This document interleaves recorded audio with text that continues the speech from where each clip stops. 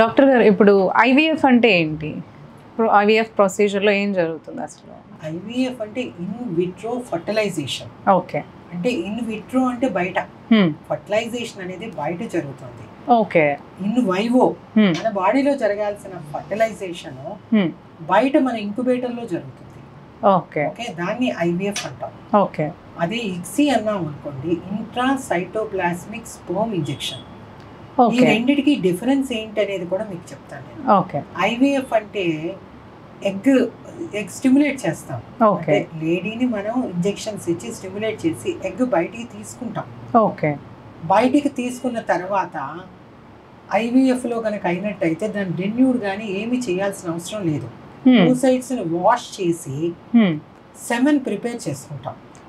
Semen prepare చేసుకున్న తర్వాత మంచి మొటైల్ స్పర్మ్స్ ఆ స్విమ్ అప్ టెక్నిక్ లో పైకి వచ్చిన ఆ స్పర్మ్స్ ని ఇన్ని oocytes కి ఇన్ని లాక్స్ స్పర్మ్స్ అనేది దాని చుట్టూతో వేయాలి. More natural. అంటే ఐవీఎఫ్ అంటే న్యాచురల్. తనే సెలెక్ట్ చేసుకుంటుంది, ఎగ్ సెలెక్ట్ చేసుకుంటుంది స్పర్మ్ ని. అక్కడ మన ఇంటర్ఫిరెన్స్ ఏం లేదు. ఇప్పుడు ట్యూబులు బాగా లేకపోయినా, అసలు మనకేమో అన్ఎక్స్ప్లెయిన్డ్ ఏదైనా వచ్చినా, ఏం జరుగుతుందో తెలియనప్పుడు ఎగ్ చుట్టూతో స్పర్మ్స్ నేస్తాం. అప్పుడు ఏం చేస్తుంది, ఎగ్ స్పర్మ్ ని తీసుకుంటుంది, సెలెక్ట్ చేసుకుంటుంది, అది ఫర్టిలైజ్ అవుతుంది. అంటే ఏంటి, ఇన్ వైవో లో జరగాల్సింది ఇన్ విట్రోలో జరుగుతుంది అంతే. ఫర్టిలైజ్ అయినటువంటి ఎంబ్రియోస్ ఎలా వచ్చినాయి ఏంటి అనేది ఇంకా తర్వాత నుంచి అంతా కామనే.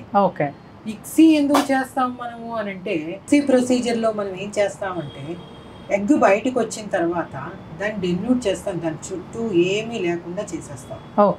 అది M2 oocyte, M1 oocyte, జీవియా అనేది అప్పుడు తెలుస్తుంది మనకి, డెన్యూట్ చేసిన తర్వాత. అంటే దాన్ని అంతా క్లీన్ చేసిన తర్వాత. అది ఐవీఎఫ్ లో చేయం. ఐవీఎఫ్ లో మెచ్యూరిటీ ఉందా లేదా అనేది ఎంబ్రియాలజిస్ట్ ఐ ప్రకారం చెప్తాడు, ఇది కొంచెం మెచ్యూర్ లాగా ఉంది అని. అంతేకాని అది M2 oocyte లేకపోతే M1 oocyte, జీవి అనేది అంత బాగా అయితే ఐవీఎఫ్ లో తెలియదు. ఏమైనా స్పర్మ్ చుట్టూతో వేయటమే. ఇది ఇక్కడ అలా కాదు. ఇదంతా డెన్యూట్ చేసిన తర్వాత ఇది M2 oocyte లేకపోతే M1 oocyte లేకపోతే జీవి అనేది స్పష్టంగా మనకు తెలుస్తుంది. ఇది ఒకటే కాదు, ఏ oocyte క్వాలిటీ ఎలా ఉంది. ఇది మనం పోలార్ బాడీ ఇమేజింగ్ సిస్టమ్ అన్నాం కదా, అది మనం చూస్తాం. పోలార్ బాడీ ఆ పీవీ స్పేస్ ఎలా ఉంది, గ్రాన్యూల్స్ ఉన్నాయా, సైటోప్లాజం డార్క్ గా ఉందా, ఇవన్నీ కూడా చూసిన తర్వాత ఎస్ దిస్ oocyte యావరేజ్ గా ఉంది, ఈ oocytes క్వాలిటీ చాలా పూర్ గా ఉన్నాయి, ఈ oocyte క్వాలిటీ బాగుంది.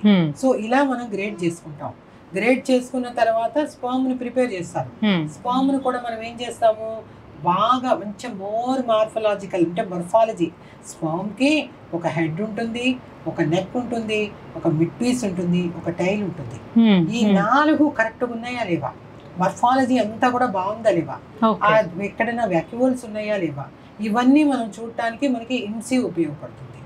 ఆ ఇన్సీ మెషిన్ లో పెట్టినప్పుడు మార్ఫాలజీ బాగుందా లేదా అనేది మనకి మంచి హైయర్ అండ్ మ్యాగ్నిఫికేషన్ లో చూస్తాం. మన దగ్గర ఆ మెషిన్స్ లో చూస్తాం అన్నమాట. చూసిన తర్వాత కొన్ని స్పర్మ్ ని మనం సెలెక్ట్ చేసుకుంటాం. చేసుకున్న తర్వాత ఇంకా మనకి బెటర్ స్పర్మ్ కావాలన్నప్పుడు పిక్సీ అనే ఒక మెథడ్ ఉంటుంది. ఆ పిక్సీ చేసి ఇంకా మంచి స్పర్మ్ ని మనం తీసుకోవచ్చు. తీసుకుని ఫైనల్ గా ఆ స్పర్మ్ ని ఎగ్ ఇలా ఉంటే ఆ ఎగ్ ని ఇలా హోల్డింగ్ నీడిల్ తోటి పట్టుకుని ఇంజెక్టింగ్ నీడిల్ ద్వారా స్పర్మ్ ని దీనికి డైరెక్ట్ గా ఎగ్ లో సైటోప్లాజం ఉంటుంది, ఆ సైటోప్లాజం లోకి ఓన్లీ 1 స్పర్మ్ ఇంజెక్ట్ చేస్తాం. అది ఏది క్వాలిటీ ఉందో అది చూసి, క్వాలిటీ ఉన్న దాంట్లో అంటే క్వాలిటీ లేని వాటిలో కూడా మనం ఇంజెక్ట్ చేస్తాం, వాటిని పక్కకు పెట్టుకుంటాం. ఆ ఎంబ్రియో ఎలా వచ్చింది, ఈ ఎంబ్రియోస్ ఎలా వచ్చినాయి అనేది మరి గ్రేడింగ్ చూస్తుంది. సో ఈ అన్నిట్లోనూ ఇంజెక్ట్ చేస్తాం. కానీ బాగాలేని oocytes ని ఒక డిష్, మంచి బాగున్న oocytes ని ఒక డిష్ లోనే పెట్టుకుంటాం. ఇక్సీ చేసి ఈ సైటోప్లాజం లోకి ఓన్లీ 1 స్పర్మ్ మాత్రమే ఇంజెక్ట్ చేస్తాం. చేసేసి చక్కగా పెట్టుకున్న తర్వాత ఆ నెక్స్ట్ డే నేను చెప్పాను కదా, ఎయిదర్ టైం ల్యాబ్స్ కానీ మామూలుగా కానీ మనం ఫర్టిలైజేషన్ ఎలా వచ్చింది ఏంటి అన్ని డెఫినెట్ గా క్వాలిటీ ఎప్పుడైతే oocyte మంచిగా ఉందో మంచి ఎంబ్రియోస్ వస్తాయి. ఎంత టైం పడుతుంది మ్యామ్ ఇది ఇంజెక్షన్ అయిపోయినాక ఎంబ్రియో ఫామ్ అవడానికి? ఎన్ని days? Next day 2 PM, next day day 1 2 PM, 2 PM అలా 2 సెల్ 4 సెల్కి వస్తుంది. డే 2, డే 3కి వచ్చేటప్పటికి 8 to 10 సెల్, డే 4కి వచ్చేసేటప్పటికి మొరులా కంపాక్షన్ అండ్ మొరులా బొరిలా తర్వాత డే 5కి వచ్చేసేటప్పటికి బ్లాస్ట్ వచ్చేస్తుంది. సో ఇవన్నీ ఈవెంట్స్ దీనివి. సో ఇవన్నీ కూడా మనం బాగలేని గ్రేడింగ్ ఒక పక్కన పెడతాం, బాగున్నవన్నీ ఒక పక్కన పెడతాం. ఆ బాగున్న వాటిలోంచి మనం చూస్ చేసుకుని ఇంకా కావాలి అంటే పీజీడీ చేసుకోవచ్చు. పీజీడీ చేసుకుంటే ఇది డెఫినెట్గా యూప్లాయిడ్, అన్ప్లాయిడ్ కాదు, యూప్లాయిడ్ ఎంబ్రియో అంటే నార్మల్ ఎంబ్రియో అనేది మనకు వచ్చింది అనుకోండి, అది ట్రాన్స్ఫర్ చేస్తే ప్రెగ్నెన్సీ రేట్ బాగుంటుంది, ఇంప్లాంటేషన్ రేట్స్ బాగుంటాయి, మంచి బేబీ జెనెటికల్ గా నార్మల్ బేబీస్ మనకు వస్తారు. ఓకే. సో ఇదంతా కూడా that is the difference between IVF and ICSI. Okay. మీకు ఐవీఎఫ్ ఇంకేం లేదు, మరి పెద్దగా చేయాల్సింది ఏం లేదు, దాని చుట్టూతో వేస్తాం. కానీ ఒక్కొక్కసారి ఫర్టిలైజేషన్ ఫెయిల్యూర్ వస్తుంది. దానివల్ల డిసడ్వాంటేజ్ ఏంటంటే మీరు వేసారు బాగానే ఉంది, కానీ స్పర్మ్ లోపలికి వెళ్ళలేకపోయింది, దానికి ఆ బలంగా లేదు, అప్పుడు ఎగ్స్ అన్ని ఫెయిల్ అవుతాయి. ఫర్టిలైజేషన్ ఫెయిల్యూర్ వస్తే పేషెంట్ కి ఏం ఆన్సర్ చేయాలి? అమ్మ నీ ఫెర్టిలైజేషన్ ఫెయిల్యూర్ వచ్చింది, ఇలాగ ఇన్ని ఇంజెక్షన్స్ పెట్టుకున్నాం, మాకు ఇట్లా ఫెయిల్యూర్ వస్తే ఎట్లాగా అంటారు. అని చెప్పేసి రొటీన్ గా ఎక్కువ శాతము ఇక్సీ ప్రొసీజర్స్ మనం చేస్తాం. ఇక్సీ చేస్తే మనకు కొంచెం పక్క డెఫినెట్ గా మనం స్పామ్ పెట్టాము, ఫర్టిలైజ్ అవుతుంది. అప్పుడు కూడా ఫర్టిలైజేషన్ ఫర్టిలైజేషన్ అరెస్ట్ రావడం, గ్రోత్ అవన్నీ వస్తాయి.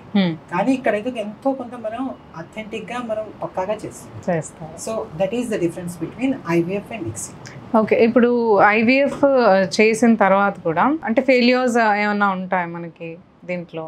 మీరు అనాలిసిస్ లైక్ చేసిన అంటే ఏమి ఫెయిల్యూర్స్ అంటారు? అంటే ప్రెగ్నెన్సీలో ఫెయిల్యూర్స్ ఉంటాయి.